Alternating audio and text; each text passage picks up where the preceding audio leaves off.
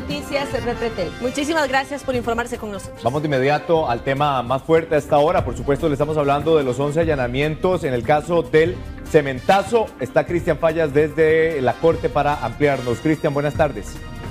¿Qué tal? Muy buenas tardes, compañeros de los estimados televidentes. Así es, bueno, el caso del cemento chino ahora tiene otro capítulo que la Fiscalía dirige con estos allanamientos y ya confirma la detención de 2 gerentes de la empresa Sinocem que preside Juan Carlos Bolaños y también 4 funcionarios del Banco Popular. Precisamente estas imágenes de nuestro compañero Gleivin allá en las oficinas centrales del Banco Popular, donde los agentes del OIJ, bajo la dirección funcional del Ministerio Público, hicieron el allanamiento respectivo para secuestrar prueba importante para este otro expediente. La fiscal general de la República, Emilia Navas, dio detalles acerca de por qué se detiene a estas personas con estos préstamos que se le otorgaron a Juan Carlos Bolaños para importar más de 20,000 toneladas de cemento chino, supuestamente, donde recordarán ustedes que un barco estuvo ya fondeado en el puerto de Limón, pero nunca se desembarcó por lo menos esa parte del cemento, y según la investigación, con este préstamo que le otorga ahora el Banco Popular, ya no el Banco de Costa Rica, no se compró ni un solo cemento, un solo saco de cemento en este caso para esta actividad. Por eso el delito de peculado es el que sale a relucir en este momento y por eso se les persigue a estas personas. Hace pocos minutos se nos confirmó que ya se logró detener a esa 6ª persona quien al darse los allanamientos no llegó a la oficina, pero aproximadamente 1 hora y media después fue ubicada esa persona y detenida entonces junto a las otras 5 personas, así que se suman a estos expedientes por el caso del cemento chino ahora funcionarios del Banco Popular. ¿Qué dijo la fiscal general de la República acerca de este caso? La escuchamos a continuación. La Fiscalía General está realizando desde las 6 de la mañana 11 diligencias de allanamiento, registro y secuestro. En el caso del otorgamiento irregular de crédito a la empresa JCB de Juan Carlos Bolaños por parte del Banco Popular. De las 6 de la mañana se allanaron 4 casas de habitación, 3 ubicadas en Grecia y 1 en Entre Ríos. Y también la agencia aduanal Aeromar, que se ubica en Colima de Tibás, la agencia naviera Transmares, que se ubica en Escazú, 4 sucursales del Banco Popular en oficinas centrales, Matarredonda, Pavas y San Pedro.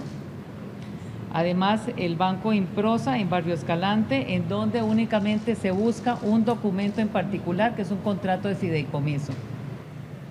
Bien, recordemos que Juan Carlos Bolaños sigue en prisión preventiva. Ya hay 3 gerentes del Banco de Costa Rica quienes ampliaron su declaración y ahora ya están con medidas cautelares que son en lugar de la prisión preventiva, es decir, quedaron en libertad, pero el empresario sigue bajo las rejas en este caso, a pesar de que ha insistido varias veces en casa por cárcel.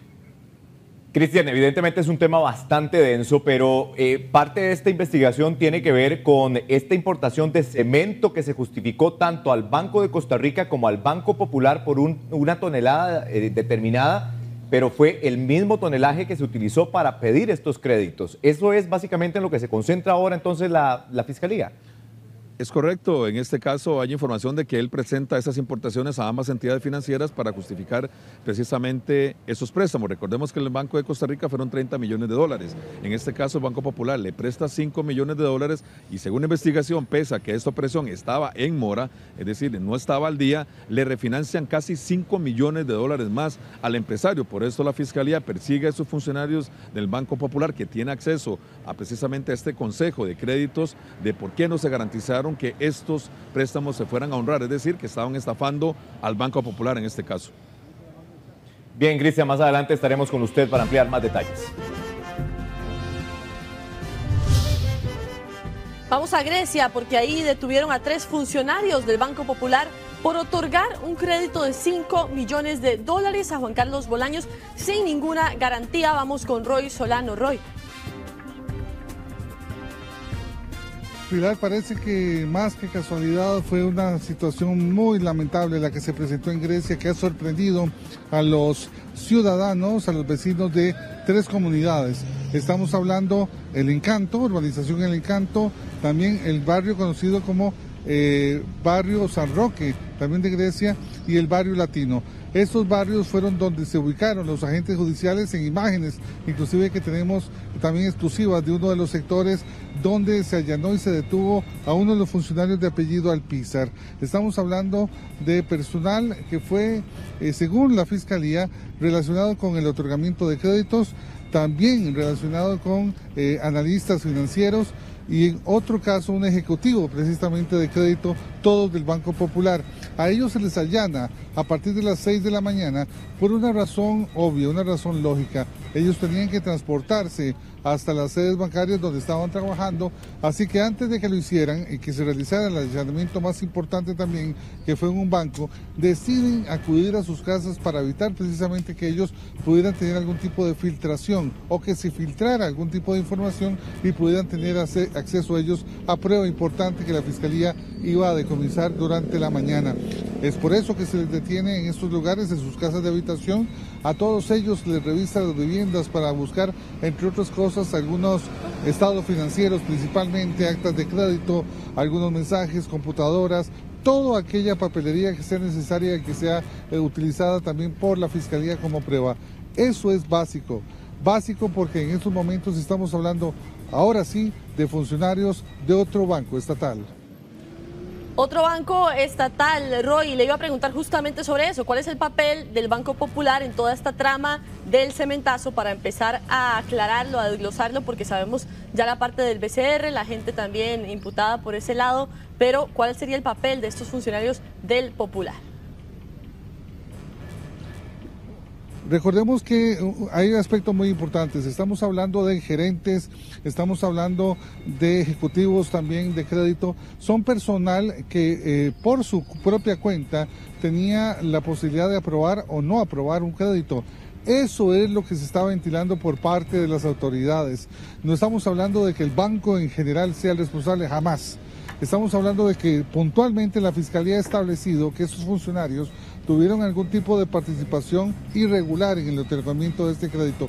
Ellos son los responsables de que esos 5 millones de dólares que se le otorgaron a Juan Carlos Bolaños y que ya de alguna forma no tenía por qué habérseles dado esa plata, ya que en esos momentos él estaba, podemos decirlo de alguna forma, con problemas en ese aspecto de crédito. No se tomaron las previsiones necesarias para evitar precisamente que se dieran esos 5 millones de dólares y que en estos momentos son motivo de polémica y ahora la detención de estos funcionarios. Más adelante les llevaremos más información. Roy, muchísimas gracias. Y a raíz de estos allanamientos y nuevas detenciones nos han hecho esperar las reacciones en la Asamblea Legislativa. Ahí precisamente se encuentra nuestra compañera Laura Brenes, quien nos tiene el detalle. Laura. Gracias, Natalia. Bueno, los diputados lo que dicen es que respaldan, por supuesto, las acciones de la fiscal general, doña Emilia Navas, y ellos aseguran que esto lo que se desprende es efectivamente que hay una red articulada dentro de al menos 4 instituciones bancarias en nuestro país que favorecía el cemento chino en nuestro país a través del empresario Juan Carlos Bolaños. Ellos aseguran que hay 4 bancos porque recordemos que ellos dentro de la comisión también analizaron el tema del Banco de Costa Rica, el Banco Popular y también el crédito que se le otorgó a la familia Yankelewicz en el caso de Jamber. Aquí la duda que tiene al menos el presidente de la comisión legislativa es dónde están todos esos dineros que sí le fueron girados tanto al empresario como a otros funcionarios del Banco Popular y también del Costa Rica. Más adelante vamos a conocer todas estas reacciones desde parte de los diputados. Gracias, Laura, por ese reporte. Por cierto que en 4 puntos más bien el Banco Popular y Desarrollo Comunal pues establece y aclara también esta situación y estas diligencias y estos allanamientos realizados por la Fiscalía. Dice, tal y como ha ocurrido a lo largo de todo este proceso, ante diversas instancias investigativas y en estricto apego a la legislación costarricense, el Banco Popular reafirma su compromiso público con la transparencia y la verdad. Siguiente punto, destaca que se está brindando toda la colaboración con las investigaciones y diligencias que está realizando el Ministerio Público. También es respetuoso el banco de los procesos judiciales en marcha. Finalmente, el Banco Popular le dice a todos sus clientes y a la ciudadanía en general que los protocolos internos de la institución garantizan absoluta normalidad de las operaciones de todo el conglomerado, incluyendo las 105 oficinas a lo largo y ancho del país, cajeros automáticos, página web y demás plataformas de atención al usuario.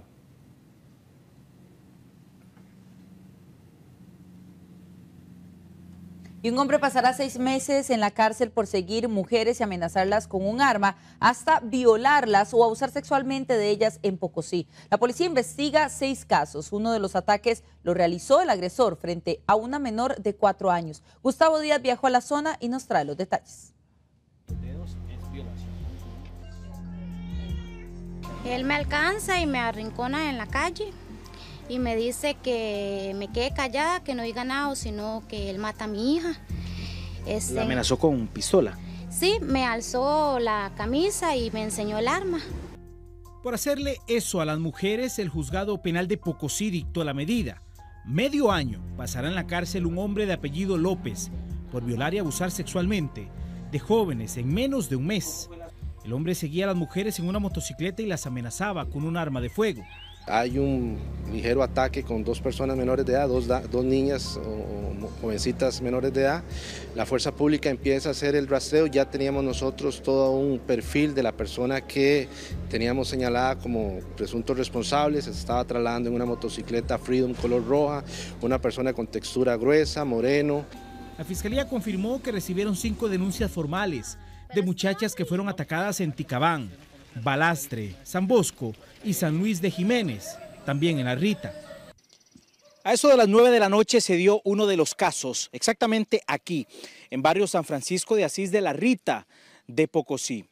Lo que indigna aún más es que una joven madre iba con su hija cuando el motociclista la abordó y la amenazó con un arma de fuego. Intentó violarla y aunque no pudo, sí la tocó en varias partes de su cuerpo. De no haber sido por 2 personas que estaban cerca en ese momento y que le ayudaron, el resultado hubiera sido otro. Pero no fue el único caso. Un día después, el mismo motociclista intentó también atacar a otra joven. Y yo le dije que se llevara el bolso y él me dijo que él no quería eso. Ya después pasaron varias situaciones. Después de eso, mi hija empezó a llorar más duro, entonces él llegó y le dijo que tranquila, que ya nos iba a dejar ir. Después de que me puso a hacer actos, venía una buceta, en eso él llegó y se fue. Cuando llegamos aquí donde la muchacha que andaba con la chiquita, la muchacha nos para, toda asustada, toda nerviosa, llorando, y ya nos cuenta cómo estuvo el asunto ahí en carreritas. Entonces la montamos en el carro, andaba en bicicleta. Entonces el compañero mío que andaba conmigo, él se apió, se trajo la bicicleta y la muchacha se montó en el carro y me la traje y la fui a dejar hasta la casa. Nosotros que lo vemos, el muchacho se sorprende, ¿verdad? Asustado y casi colisiona con nosotros. Pero sí, según la descripción de muchas personas acá en la zona, sí dicen que consigue con los requisitos del muchacho. La niña que presenció la violación apenas tiene 4 años. Él me subió la blusa y me bajó el pantalón. Esta joven también estuvo a punto de ser víctima del hombre a pocos metros de llegar a su casa. Andaba con una moto roja, andaba con una camiseta anaranjada, el casco negro y con un pantalón de mezclilla. Cuando la llamaba no la amenazó, si no para le disparo. No, nada más, muchacha, nada más me dijo eso y ya siguió. Él andaba como un tipo de cangurera. Ajá, andaba negra era, sí, nada más vi eso. Posiblemente de guardar el arma. Sí, bueno, es obvio, porque él andaba. A las mujeres afectadas las llamaron a realizar un reconocimiento y todas lo identificaron. Se trata de un vecino de La Rita y que decía ser mecánico. De las 5 víctimas que denunciaron, a 3 las violó y contra 2 abusó sexualmente. Vamos a una pausa comercial, pero ya volvemos para contarle por qué en una clínica de Alajuela están pasando todas las citas al hospital.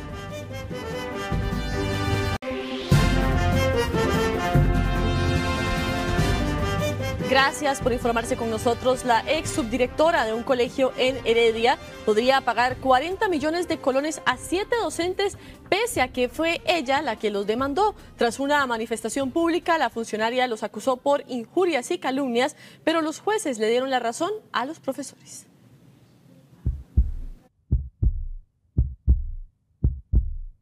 El caso se registró en el año 2015. Todo a partir de una manifestación pública en contra de la subdirectora del Liceo de Heredia en ese momento.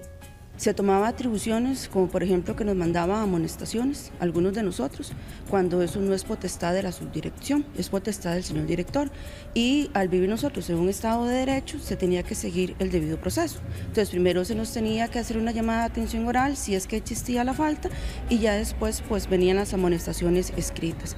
Compañeros que le mandaba comunicados donde le decía que le prohibía que conversara con otros compañeros de trabajo. Íbamos al servicio sanitario y cuando regresábamos teníamos una amonestación por abandono de trabajo. Inclusive se dio el caso de un estudiante, que eso ya fue lo que rebasó el límite de todo, un muchacho de quinto año, ya egresado de la institución, donde se intentó prohibible que fuera a hacer los exámenes de bachillerato por una supuestamente falta que había cometido. Estábamos conscientes de que en ningún momento habíamos violentado ni un derecho, menos el respeto a las personas, ¿verdad? Estábamos un poco asustados, ¿verdad? Porque a nadie le gusta enfrentar la ley, ¿verdad? Pero estábamos conscientes de que en ningún momento habíamos infringido, como te digo, la ley. Nos estamos pegando a un derecho tanto nacional como internacional, donde si nos vemos, vemos que están violentando nuestros derechos, ¿verdad? Nuestra libertad y la paz de un lugar donde trabajamos 100 y pico de profesionales y una gran cantidad de estudiantes, y estos estaban siendo maltratados, ¿verdad? La manifestación se da muy respetuosa, muy pacífica. Ellos demandan la salida de la ex subdirectora y como represalia ella interpone una demanda, una querella por injurias, calumnias y difamación, bajo el supuesto de que la habían insultado, la habían maltratado verbalmente, cosa que no es cierto, se demostró en los tribunales. Y esta sentencia es aleccionadora porque deja un buen precedente en el sentido de que padres de familia, estudiantes, docentes pueden manifestarse públicamente, respetuosamente, exigir sus derechos y la justicia va a hacer su parte. Sin embargo, todo cambió para esta subdirectora. La ex subdirectora demandaba por cerca de 30 millones a cada docente por haberla injuriado en esa manifestación, y el resultado fue más bien que el tribunal nos dio la razón en el sentido de que fue una manifestación pacífica y respetuosa, y más bien condenó a la demandante al pago de cerca de 40 millones de colones precisamente por los costos de haber llevado ese juicio sin mayor fundamento. Sentimos que se hizo justicia porque fuimos víctimas de acoso durante muchísimos años, y un ejemplo de ese acoso fue habernos llevado injustamente a los tribunales de justicia, pero también fue un alivio y es una enseñanza para la clase trabajadora de este país. Y hasta ahora se dio ya, el proceso llegó hasta hace 15 días, el miércoles antepasado, y cuando, repito, estamos conscientes de que la ley nos iba a proteger y ver que sí, que en ningún momento estábamos violentando los derechos de una persona. Noticias Repretel conversó vía telefónica con el abogado de la ex subdirectora de la institución. Indicó que la sentencia no está en firme y que más bien están preparando una apelación. Además agregó que esta es apenas la primera conclusión de varias causas pendientes por los mismos presuntos delitos de injurias, calumnias y difamación. También asegura que tal cual quedó demostrado en el proceso, la manifestación en contra de la exfuncionaria se dio y eso es positivo para sus intereses. Si la sentencia queda en firme, la ex subdirectora deberá pagar poco más de 5 millones de colones a cada uno de los 7 docentes denunciados para completar los 40 millones de colones.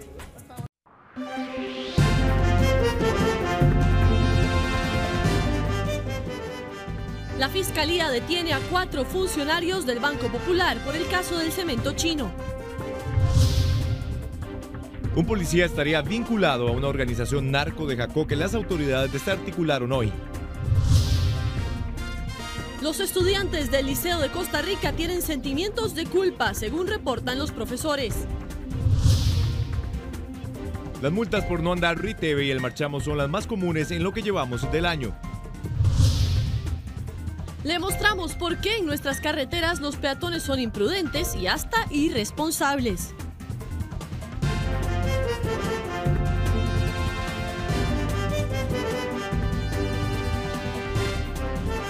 Estos nuevos allanamientos relacionados con el cementazo y nuevas detenciones, es por eso que tenemos a Cristian Fallas en el organismo de investigación judicial. ¿Quién tiene más información, Cristian?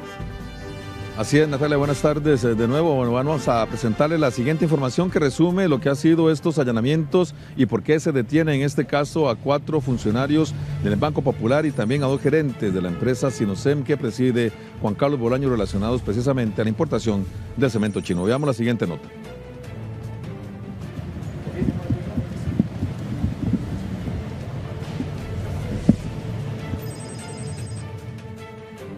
En total fueron 11 los allanamientos por este otro capítulo del caso del cementazo. Se realizaron en La Unión, en Escazú, así como en Grecia, en Cartago, Alajuela y en San José.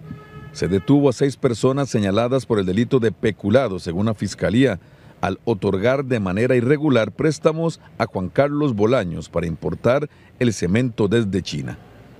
En el caso del otorgamiento irregular de crédito a la empresa JCB de Juan Carlos Bolaños por parte del Banco Popular. De las 6 de la mañana se allanaron 4 casas de habitación, 3 ubicadas en Grecia y una en Tres Ríos. Y también la agencia aduanal Aeromar, que se ubica en Colima de Tibás, la agencia naviera Transmares, que se ubica en Escazú, 4 sucursales del Banco Popular en oficinas centrales, Matarredonda, Pavas y San Pedro.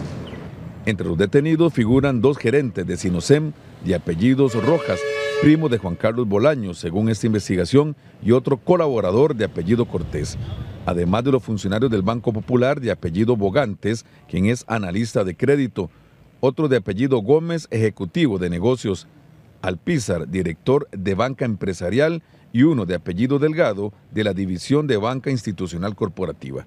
Además, pese a que el préstamo estaba en mora, hubo una operación de refinanciamiento por casi $5 millones.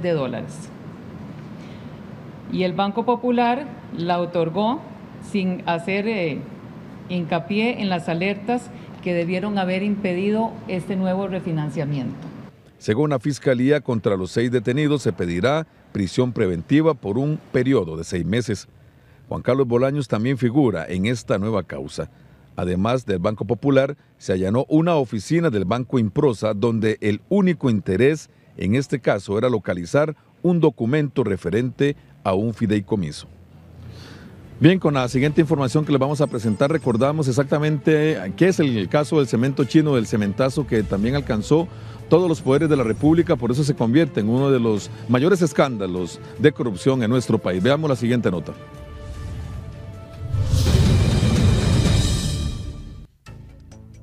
Las presuntas anomalías para otorgar un préstamo por $31,5 millones al empresario Juan Carlos Bolaños dejó al descubierto toda una red de tráfico de influencias. La gravedad del caso llegó a tal punto que golpeó a los 3 poderes de la República. Desde mediados del 2017 empezó a conocer el caso y este 14 de marzo se escribió un nuevo capítulo con la detención de 6 personas más, 4 de ellas funcionarias del Banco Popular.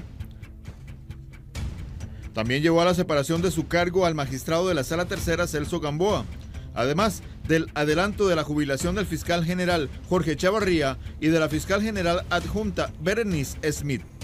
El presunto autor intelectual Juan Carlos Bolaños concedió una entrevista desde prisión. Vamos a las llamadas, 1000 llamadas. ¿Son llamadas? ¿Son mensajes? ¿Qué son? Número 1. Y número 2.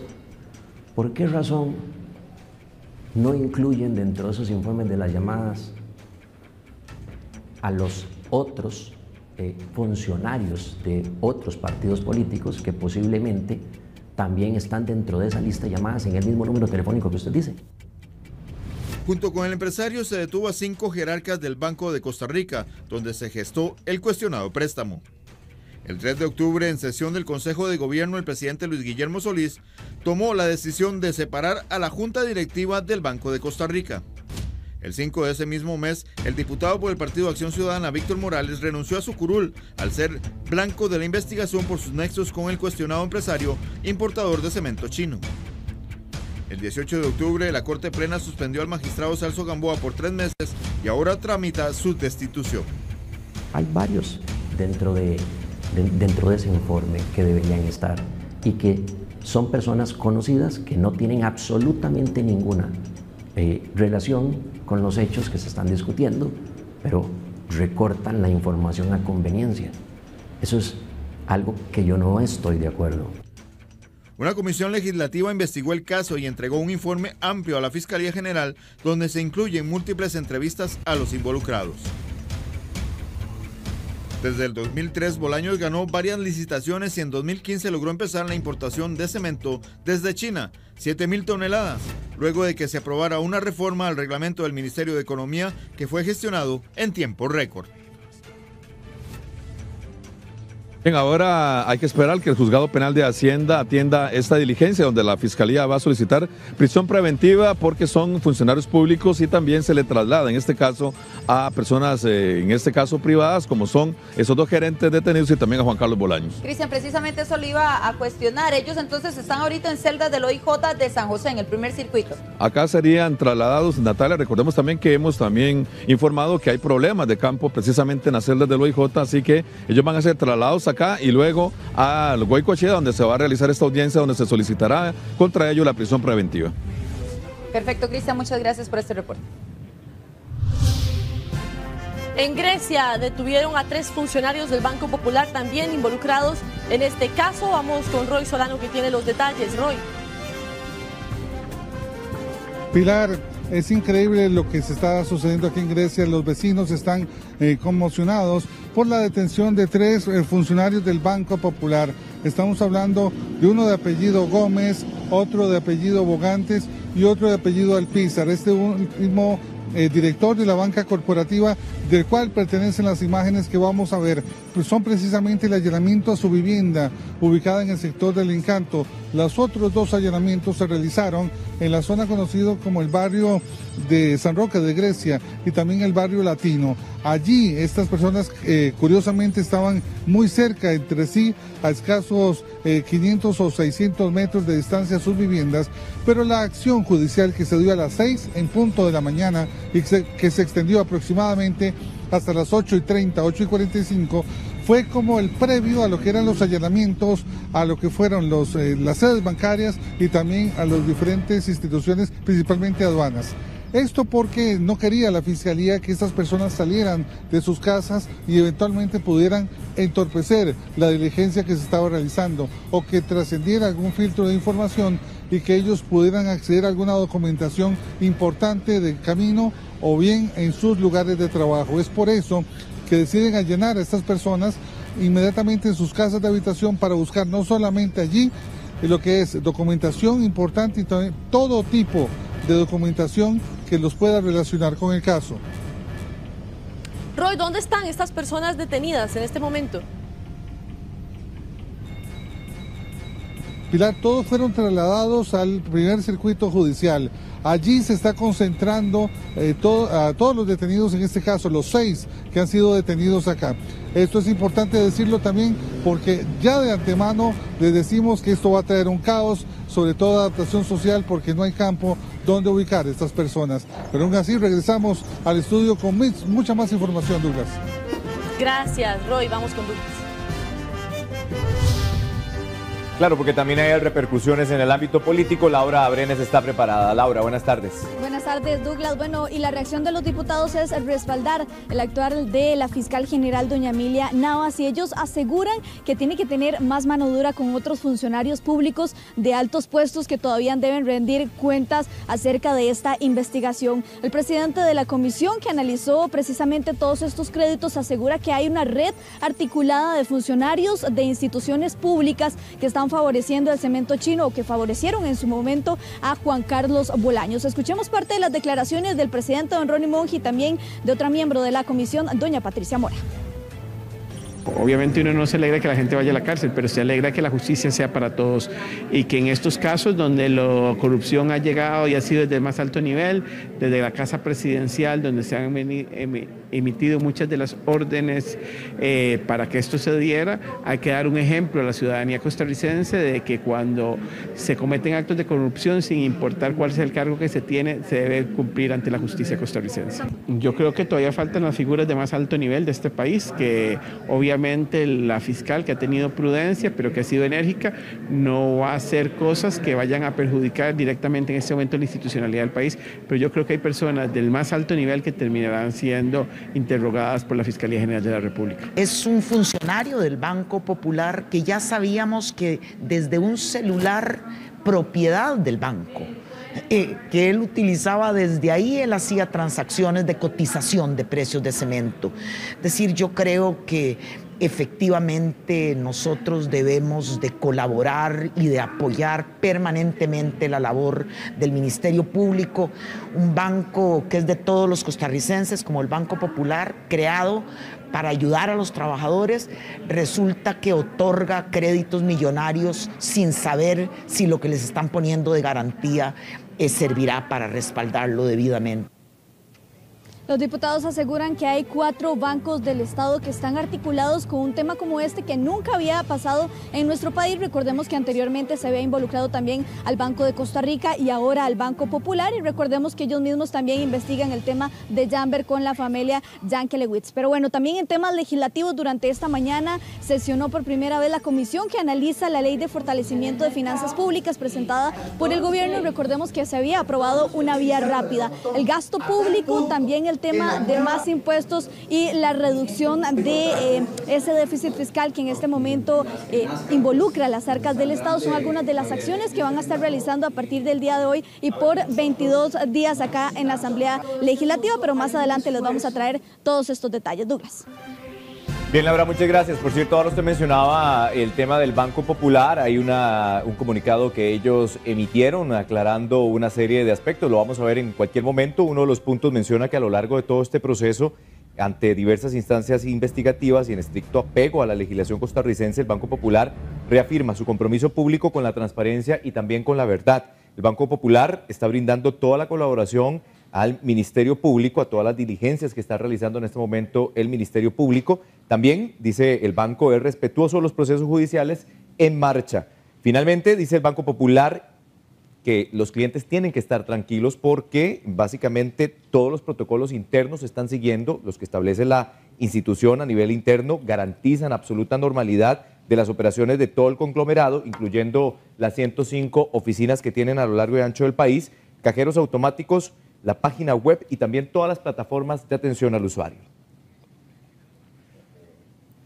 ¿Seremos nosotros en carretera o despistados, descuidados? ¿Qué es lo que ocurre? Vamos a hablar de este tema con Jennifer Segura, que trae un reporte especial. Yo creo que con esta nota nos va a quedar muy claro que somos imprudentes muchas veces y le queremos pasar la responsabilidad a veces a los conductores, ¿verdad? Pues ahora vamos a hablar de esa responsabilidad que a veces dejamos de asumir como peatones y hacemos definitivamente cosas que ponen en riesgo no solo nuestras vidas, sino también las de otras personas. Vamos a ver la siguiente nota. ¿Por qué usted no usa el puente peatonal? Cuénteme. ¿Es pereza? ¿Yo lo puedo molestar un momentito? ¿Es pura pereza lo que le da? Es que asaltan mucho. Yo sé que hay razón de que es culpa de uno. Hemos visto escenas como estas en Rusia y hasta en China. Peatones que se salvan por instantes de ser atropellados. Pero aquí, en nuestro país, muchas veces las imprudencias son más bien de los mismos peatones, como esta que sucedió, por ejemplo, en Desamparados, o estas que captamos la mañana de este miércoles en plena circunvalación, donde los puentes peatonales parece haber pasado al olvido. Por ejemplo, aquí en Atillo 4.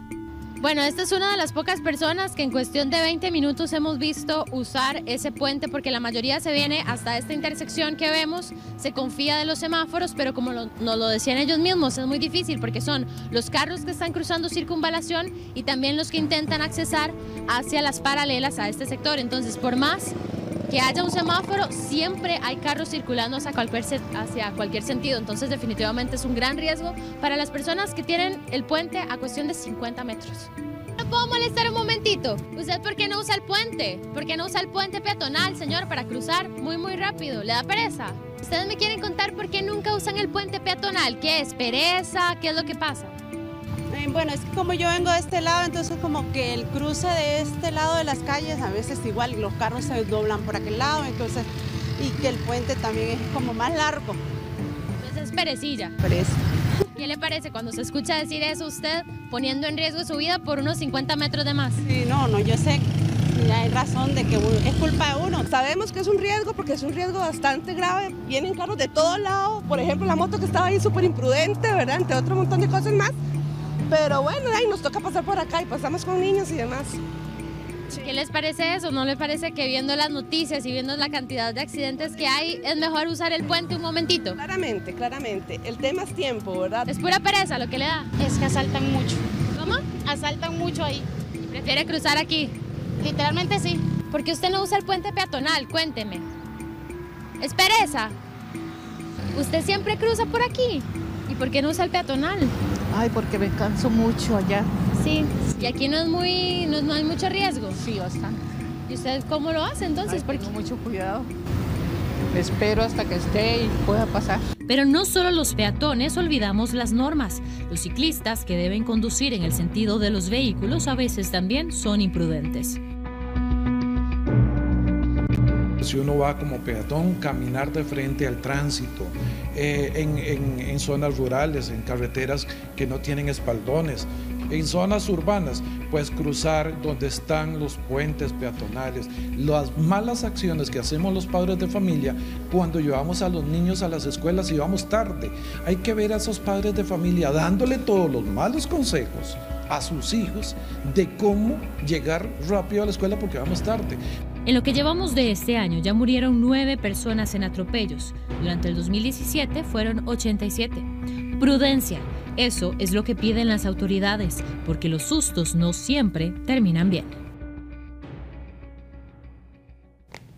Imprudencias, ¿verdad? ¿Qué te queda? Y a veces aplica mucho de que mejor llegar bien que pasar por este peligro, ¿verdad? Hay más tiempo que vida. Exactamente. Y ahora vamos a hablar de otro tipo de imprudencias que se hacen de alguna forma, Douglas, hasta sacando provecho del transporte público. Este trabajo lo hizo nuestro compañero Alonso Solís y él se fue a conocer cuáles son esas cosas que están haciendo realmente, por ejemplo, colgándose de la parte de atrás de los buses, Douglas, incluso para irse en sillas de ruedas, en patines, en patinetas, de todo hacen y siguen. Evidentemente no hay una forma de que el conductor los vea desde atrás y aún así los que salen multados son los conductores. Así que vamos a ver. Son las 6 de la tarde y este conductor viaja por Tres Ríos para encontrarse con esto. 2 colegiales literalmente guindados de la parte trasera del bus. Y por supuesto, el chofer no lo sabe. No es la primera vez que se presentan estas situaciones. Se han visto desde patines hasta sillas de ruedas. ¿Pero qué dice la ley de tránsito? La ley estipula nada más una multa para, eventualmente, para el conductor del autobús, pero como le repito, no para el usuario como tal o el peatón como tal, no habría una multa. En efecto, el conductor es el multado, pero tiene oportunidad de hacer algo al respecto. Y nos ponemos en el punto de vista del conductor, en la posición detrás del volante de un autobús para saber cuál es el nivel de acción. Y si pueden ver, tenemos espejos al lado derecho del bus,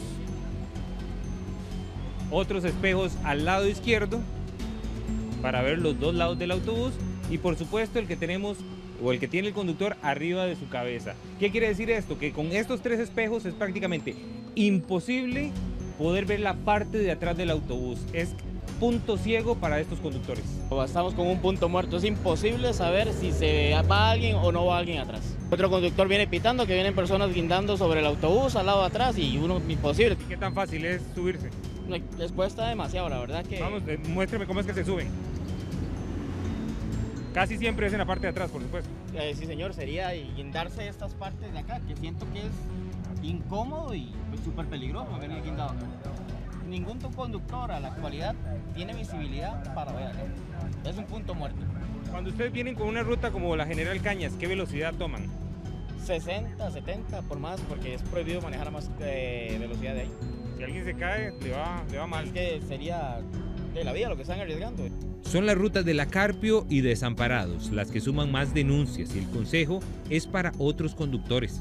Claro, lo más prudente ahí es que si uno ve una situación, que se está dando una situación de estas, es avisarle inmediatamente al conductor del autobús para que frene y obviamente pues bajar a los usuarios que están haciendo este tipo de irregularidad. Tránsito es sincero. Ellos entienden la posición vulnerable de los conductores de autobús y es poco probable que sean multados.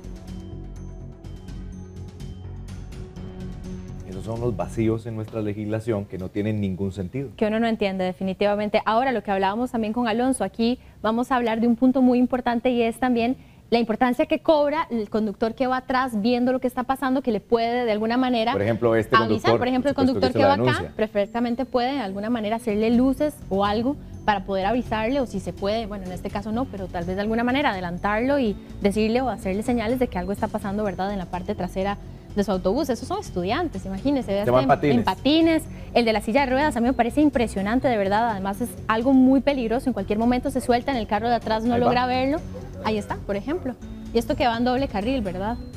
Eso es ahí subiendo hacia la Valencia, ¿verdad? Sí, un frenazo, por ejemplo, en seco ahí y hasta luego. Imagínense, pero bueno, ahora vamos a hablar también, porque queremos hacerles también como el combo completo, no solamente de peatones, sino también de conductores. Y es que ya ustedes no saben la cantidad de multas que llevamos en cuestión de 2 meses de este año y cuál es el top 5 o el top 5, ¿verdad? Más comunes. De esas infracciones más comunes, lo vamos a ver a continuación, y también cuáles son esas recomendaciones de las autoridades para que no seamos multados y seamos parte de esa cifra. Las malas costumbres parecen no salir del día a día de muchos conductores en nuestro país. La Policía de Tránsito ya hizo un top 10 de las infracciones más comunes y aquí les vamos a mostrar las 5 principales que se cometieron en los primeros 2 meses de este año. El primer lugar lo ocupa conducir sin marchamo o riteve al día, que suma ya 8.464 multas. En segundo lugar está conducir sin licencia o el permiso, o andar el permiso pero sin un acompañante, que tiene ya 6.453 multas. En tercer lugar, infringir las reglas de estacionamiento, los famosos mal parqueados, que tienen ya 5.774 multas. El cuarto lugar de esta lista de infracciones lo ocupan aquellos que andan sus vehículos sin los implementos de seguridad. Y en quinto lugar, conducir sin el cinturón, que deja ya 3.298 conductores multados. Es muy común que los conductores no revisen llevar sus documentos y que los documentos del vehículo también estén presentes ahí en el lugar. El cinturón también sigue siendo una de las causas, ¿verdad? A pesar de todas las llamadas de atención que se siguen haciendo. Lamentablemente los dispositivos de seguridad todavía al costarricense le cuesta mucho. Y hay algo muy importante, el uso de los dispositivos en los acompañantes y sobre todo si esos acompañantes son menores de edad. Y respetar las señales fijas también es una de las infracciones más comunes.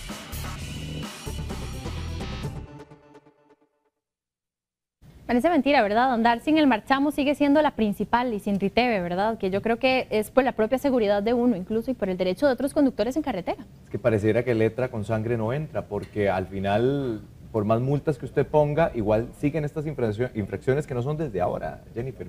Hace rato que no tenemos cultura vial. Y llevamos solo 2 meses y ojo que la cantidad que llevábamos era, no sé, más de 15.000 multas en solamente ese top 5, ¿verdad? O sea, definitivamente hay un número, una cifra mucho más amplia de cosas que estamos cometiendo en carretera que deben ser básicas de verdad para mantener la seguridad de nosotros y de las personas que amamos. Así que esa es la conciencia que hay que hacer. Así es. Gracias, Jennifer. Un placer. Y atención alajuelenses, porque un total de 7 especialidades de la clínica Marcial Rodríguez van a pasar a atenderse ahora en el hospital de la provincia. Roberto Brenes está precisamente en Alajuela para que nos dé más detalles. Roberto. Hola, ¿qué tal, Natalia? Es información muy importante porque, tal y como usted lo dice, un total de 7 especialidades de este centro médico, la clínica Marcial Rodríguez en Alajuela, se van a dejar de atender en este lugar y van a atenderse en el hospital de Alajuela. Es información importante porque son especialidades donde hay unas 3.000 personas en lista de espera y precisamente lo que se pretende con este traslado es agilizar la producción de consultas. Preste atención a todos los siguientes detalles. Un total de 7 consultas especializadas se trasladarán de la clínica Marcial Rodríguez al hospital de Alajuela.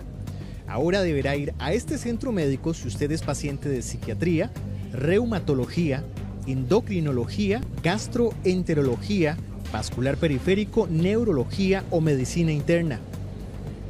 Todas estas especialidades se atenderán ahora en los 10 nuevos consultorios del hospital de Alajuela. El cambio se hará de forma gradual a partir del próximo lunes 2 de abril con 3 primeras especialidades. Esto se va a hacer el traslado en 2 etapas. La primera etapa va a iniciar el 2 de abril, el lunes 2 de abril, para que quede muy claro a la población, y vamos a trasladar 3 especialidades, que son psiquiatría, reumatología y endocrinología. La parte de psiquiatría se va a atender en nuestro hospital, en el segundo piso, reumatología en el segundo piso y endocrinología en el cuarto piso. El objetivo es aumentar la producción de consultas a 220 por día y reducir los tiempos de espera. ¿Qué es lo importante de esto? Con el traslado de la consulta al hospital vamos a incrementar, es decir, la producción de atención de pacientes. En la clínica se atendía un número mucho menor porque los médicos no daban consulta todos los días por problema también de espacio físico, que no había suficientes consultorios. El momento de trasladarnos para acá, vamos a incrementar la atención de los pacientes. Vamos a atender un promedio aproximadamente de 220 pacientes por día, lo que equivale a 1.100 semanales, 4.400 por mes. Recuerde que los médicos de esas especialidades ahora lo atenderán en el Hospital de Alajuela, en horario ampliado de lunes a viernes. Es información importante para que usted, que ya tiene la cita definida, no tenga que venir a esta clínica, luego se atrase y llegue tarde al Hospital de Alajuela, donde ahora, a partir del lunes 2 de abril, se van a empezar a atender las consultas de estas especialidades, para las cuales hay personas que esperan hasta 2 años, compañeros. Súper importante la información, Roberto, muchísimas gracias.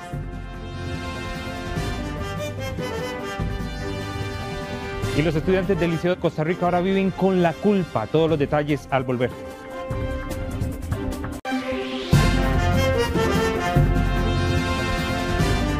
Falta un minuto para la 1 de la tarde. Agradecemos que se informe con nosotros. Los profesores del Liceo de Costa Rica se están encargando del acompañamiento a los estudiantes a menos de una semana de que reanudaran las clases después, evidentemente, de la trágica muerte de este alumno, Sebastián Díaz. Pero aquí está con nosotros Alonso Solís para que nos cuente cómo ha sido ese proceso. Usted que estuvo hoy en la institución, Alonso. Así es, Pilar, muy buenas tardes. Como usted lo menciona, fuimos desde muy temprano, antes de que iniciaran las lecciones este miércoles, y hablamos con muchos de los profesores, con algunos alumnos, para ver cómo están asimilando esta vuelta a la normalidad. Y lo que nos comentan los profesores del Liceo de Costa Rica es que ellos mismos se están encargando del acompañamiento a los estudiantes. Han tenido que hablar con todos los grupos, cada sección, y elevar los casos, por supuesto, a las orientadoras, e inclusive llamar a los padres si el tema se tiene que aumentar o si el sentimiento de culpa de algunos estudiantes se está viendo pues manifestado. Están utilizando algunas normas para que no se expresen públicamente, sino alguna profesora nos comentaba también el hecho de que están poniendo pizarras con algún tipo de post-it o con mensajes para que ellos exactamente se desahoguen y comenten sus sentimientos. Algunos, y nos decía la profesora, que comentan: no somos asesinos, qué duro, sí. Somos una familia, se nos fue un hermano. Esos son algunos de los mensajes que están pues utilizando y poniendo estos estudiantes, estos liceístas, que ven en la pérdida de Sebastián, por supuesto, la pérdida de otro liceísta, de un hermano menor. Pero veamos la información. A menos de una semana de que reanudaran las clases en el Liceo de Costa Rica, vuelve poco a poco la normalidad en el centro educativo. Son los profesores los que están asumiendo el acompañamiento a los estudiantes. La semana pasada se hizo un trabajo donde se prepararon a los profesores, al departamento de orientación y a los administrativos para que pudiésemos abordar correctamente a nuestros estudiantes a partir de las consultas y las situaciones que se vayan presentando. Para la próxima semana ya vuelve, se podría decir que vuelve toda la normalidad, o tendrán, qué sé yo, alguna agenda especial para profesores y estudiantes. No, desde el día de ayer retomamos ya la agenda de trabajo ordinaria del centro educativo con horario regular para todos los grupos, todas las secciones. En cada sección se están implementando métodos para hablar con los chicos, para lograr su entendimiento de lo sucedido y para redirigir posibles casos de atención. Bueno, yo manejo diferentes secciones, son los chicos más grandes, 9º, 10º, y junto con una compañera que es con la que comparto grupos, diseñamos una especie de pizarra informativa, y ahí les dejamos a los muchachos unos post-its y un lapicero donde ellos pueden expresar a través de estos papelitos pensamientos, dudas, inquietudes, y esto nos ayuda muchísimo porque nos hemos dado cuenta de ciertas cosas que quizá ellos directamente no lo expresan. En cuanto al ciclo lectivo, la institución se adapta para reponer la semana de ausencia. Se están enfocando en analizar el temario y desarrollar trabajos grupales. Ha sido, tratar los sentimientos que ellos tengan, ¿verdad? Si surge alguna situación, entonces la enfocamos. Si es necesario, se transmite lo que es orientación y aclarar las dudas que tengamos. Ya volvimos con la normalidad, estamos dando clases. Lo importante acá, los chicos tienen dudas principalmente de lo que son las temáticas a trabajar, cuándo son las semanas de exámenes, cómo se va a recuperar el tiempo. La normalidad vuelve. Solo esta semana se registran 14 ingresos de nuevos estudiantes, que a partir de ahora son nuevos liceístas. Qué fuerte esta situación, Alonso. A todo el país impresionó, ¿verdad? Pero ellos, definitivamente, los que lo viven más de cerca, son los más afectados. Y me llama mucho la atención este tema del sentimiento de culpa, porque es una emoción muy poderosa y muy difícil de manejar. Sobre todo estamos hablando de niños de 12, 13 años, ¿verdad? De hecho, el acompañamiento se le está haciendo a todo el colegio, a todas las diferentes secciones. Desde la semana pasada, que ellos no estaban en lecciones, el director se reunió con todos los profesores para hablar de estos temas, recibieron ayuda de la Universidad de Costa Rica, del mismo Ministerio de Educación, para saber cómo afrontar estos temas. A los más pequeños también, a aconsejarlos, se les ha hablado durante toda la semana por ese sentimiento de culpa. Y es que, ¿cómo culparlos? Han visto información en todo lado, en las redes sociales, los han llamado hasta de asesinos a sus mismos compañeros y, por supuesto, se sienten culpables. Claro. Si quieren cambiar, quieren que cambie la mentalidad que tiene mucha gente hacia ellos y, por supuesto, ahora lo que nos comentaban los profesores es que se están uniendo muchísimo más. En los pasillos se ve donde se están ayudando, se están complementando más como institución educativa. Incluso también mencionar y dejar claro que la investigación sigue en curso, ¿verdad? La investigación de estos videos, de qué fue realmente lo que pasó con Sebastián, sigue sin definirse, ¿verdad? Así que apuntar culpables es bastante peligroso en este caso. Ellos, bueno, se toma la decisión de que no vayan a clases una semana justamente para protegerlos de todas esas agresiones que podían sufrir y han reportado agresiones de ese tipo. Ya en estos días que entraron, gente que esté afuera diciéndoles cosas. No, de hecho los profesores, que hablamos con varios a lo largo del día, porque están siendo muy cautos con la información por lo mismo, por ese bombardeo que han tenido las redes sociales, los mismos medios de comunicación. Entonces están manejando como una línea de sentimiento, de que expresen los estudiantes lo que están sintiendo y los mismos profesores, porque el sentimiento de culpa no solo embarga a los profesores, a los estudiantes, sino a los profesores, a los administrativos, a todo el liceo de Costa Rica, que ahora se está uniendo como un solo, pues así decirlo, como un corazón para ayudar a los que todavía quedan acá, evitar esas situaciones de bullying en el colegio y, por supuesto, denunciar que los que están sufriendo estas situaciones hablen, sea con su profesor, con los orientadores o con los padres. Que se aprendan las lecciones que haya que aprender, ¿verdad? Que de todo esto podamos sacar por lo menos aprendizaje. Muchísimas gracias, Alonso Solís, por este reporte. Douglas. La muerte de un joven estudiante de ingeniería será juzgada durante los próximos 3 días en San José. El imputado es un hombre quien tan solo 2 meses antes había salido de prisión por medio de un beneficio carcelario. La Sala 2 de los Tribunales de Justicia de San José serán durante los próximos 3 días, donde recordarán la muerte de Carlos Luis Calderón Madrigal, un joven de 19 años que fue asesinado para robarle un celular el pasado 9 de marzo del 2017. Cuando el joven esperaba un autobús en una parada de Desamparados. El sospechoso fue detenido días después y desde entonces está descontando prisión preventiva. Triste para una familia que un muchacho joven con tanta expectativa de vida lo asalten, lo maten por robarle un celular y sobre todo un delincuente que ya tenía muchos antecedentes penales. El imputado de apellido Calderón descontaba una condena en la cárcel, pero tan solo 2 meses antes recibió un beneficio y quedó en libertad.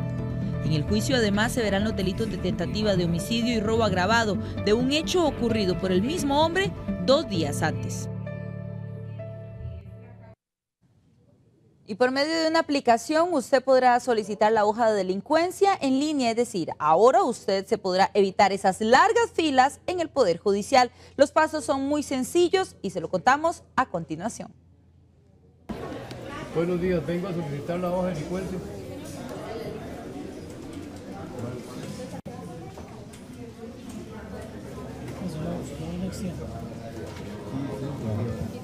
Muchas gracias. Bueno. Realizar este trámite es muy frecuente por nosotros los ticos, pues es un documento que les solicitan en algunos trabajos. Quizás muchas veces usted no cuenta con el tiempo para pedir la hoja de delincuencia o quizás esta fila lo logre estresar muchas veces. Sin embargo, eso no ocurrirá más porque ahora usted puede solicitar ese documento en línea. Tener claro que se puede hacer a través de 2 formas, a través de la página web del Poder Judicial o a través de la aplicación móvil. Lo que tiene que hacer el usuario es ingresar a la página web, accesar la opción de solicitud de hoja de delincuencia, ahí le va a pedir una clave y un usuario del sistema de gestión en línea. Esta es una clave que tiene que solicitar el usuario una única vez en algún despacho judicial, en la Contraloría de Servicios o en el mismo registro judicial. Esta nueva plataforma está habilitada desde el pasado 2 de marzo y tiene como objetivo agilizar el proceso. Desde el 2 de marzo hasta el día de ayer se han emitido un total de 960 certificaciones por medio de la hoja de delincuencia digital. Eso ha permitido también, o se espera permitir, que las filas que ustedes ven todos los días, por lo menos en el registro judicial, puedan disminuirse. No solo a nivel del registro judicial, sino en las oficinas y en las administraciones regionales del país que brindan este servicio. La gestión en línea es personal, por eso los interesados deben solicitar un usuario y contraseña en cualquier despacho o Contraloría del Servicio del Poder Judicial. Bueno, una vía rápida no necesariamente garantiza que se apruebe un proyecto, pero ¿qué estará pasando con el tema de impuestos específicamente? Laura Brenes nos informa desde el Congreso. Laura, buenas tardes. Douglas, nuevamente, esta mañana inició esa comisión en donde recordemos que se habla de impuestos, también del gasto público y también del empleo público. Una de las cosas que hablaba durante esta mañana don Otto Guevara Gut es que él asegura que aparte de ese proyecto que presentó el gobierno, es necesario adicionar, por ejemplo, el cierre de instituciones que en este momento tienen duplicidad o bien la venta de activos del Estado. También se dejó claro en esta comisión que no se van a tocar todos aquellos derechos adquiridos que tienen los funcionarios del sector público. Eso sí, van a proponer una moción que tasaría con un 15% de impuestos a todos aquellos funcionarios que tengan un exceso de cesantía mayor a los 8 años. Escuchemos parte de las declaraciones de algunos diputados durante esta mañana. ¿Por qué el gobierno del PAC insiste en empobrecer a los costarricenses a través de más impuestos, en lugar de considerar también otras opciones? O al menos decir, bueno, los impuestos no van a ser de tanto, van a ser más bajos, porque vamos a complementarlo con otras medidas. ¿Medidas como cuáles? Vender activos. ¿Por qué el gobierno del PAC no considera vender activos? Tenemos la Fábrica Nacional de Licores que podría venderse. Podría venderse la cartera de seguros comerciales del Instituto Nacional de Seguros. Pudo haber vendido con crédito. No se van a afectar derechos adquiridos. Incluso en el tema de cesantía, el proyecto original establecía que si bien se dejaba, cuando hablo del original hablo del 506, de que si bien se establecía a 8 años, se respetaba en los años laborados por una persona en una institución que tuviera, digamos, 20 años. Si alguien había laborado 15 años, se respetaba. Pero eso no viene en el proyecto y me parece, Otto, que es importante que nos pongamos de acuerdo de cuál es la manera, cómo se va a hacer. Esto implica todo el sector educación. Para usted me dice, universidades, sí, universidades están incluidas, educación para universitarias, sí, está incluida, es educación como tal. Pueden existir indudablemente, como usted me indica, algunos límites, pero tendríamos que referirnos al caso concreto, ¿verdad?, a efectos de determinar si ese servicio, eso no constituye o no un servicio de educación como tal. Un proyecto de ley que también busca transformar el impuesto de ventas al valor agregado y lo que se va a discutir aquí, así se pasa del 13 al 15%. Lo cierto del caso es que esta comisión ya arrancó, tiene 22 días y podríamos decir que a inicios del mes de abril ya estaría en el plenario y se va a saber si se va a aprobar en primer debate antes de que finalice el gobierno y de esa manera saber si para el segundo gobierno o el próximo gobierno tendríamos más impuestos o no. Es la información que tenemos desde la Asamblea Legislativa. Lucas. Muchas gracias, Laura, por el reporte. Siguiendo con temas de política, Fabricio Alvarado presentó a su equipo de infraestructura. Carlos Garcés, Juan Sauma, Daniel Ureña, Alfredo Bolio, Marco Urbina, Ramiro Fonseca, Mariana Fernández, Randall Quiroz, Pedro Venegas, Andrei Herrera, Jaime Molina, Rolando Vega y Ricardo Castro. Son el equipo de infraestructura de Fabricio Alvarado. Según el candidato de Restauración Nacional, el tren eléctrico sería su prioridad. Se le ha dado demasiadas largas. Este gobierno ya teniendo un proyecto de preinversión del gobierno de Laura Chinchilla, llegó a ser otro proyecto de preinversión y eso nos generó un nuevo atraso de 4 años. Yo creo que de lo primero que hay que hacer es conformar la comisión de la que yo he hablado para que estudie los 2 proyectos de preinversión, el que hizo el gobierno de Laura Chinchilla y el que hizo el gobierno de Luis Guillermo Solís, para definir cuál de los 2 es al que le vamos a entrar de manera inmediata. Esa comisión tendrá un plazo de máximo 6 meses para tomar una determinación. Son 12 hombres y solo una mujer. Una de las varias que ocuparán o que formarán parte no solamente de este equipo, sino de varios equipos. Hasta el momento esta es la conformación que tenemos. En el equipo hay un ex jerarca del MOP con experiencia política. Sacar adelante las obras que se encuentran rezagadas desde hace tantos años y que tenemos los estudios y la capacidad para que Costa Rica pueda ponerse al día. Alvarado ya presentó equipo de economía e infraestructura, pero evitó señalar a posibles ministros entre esos grupos. Y Fabricio Alvarado, el candidato de Restauración Nacional, propone que las municipalidades tengan una policía animal. Esa fue su propuesta este miércoles ante grupos de rescate animal. Al aspirante a la presidencia también señaló la necesidad de fomentar programas de cuidado animal.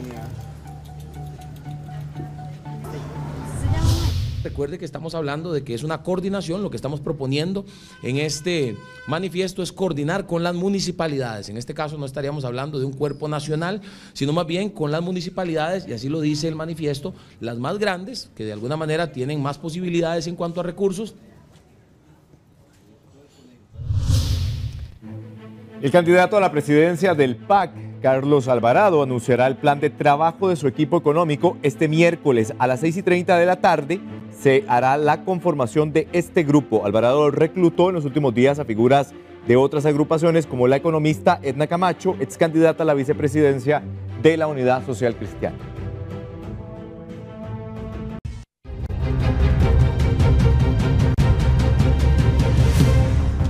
Una y 24, hay información de última hora desde el aeropuerto Juan Santamaría. Roberto Brenes nos informa. Adelante.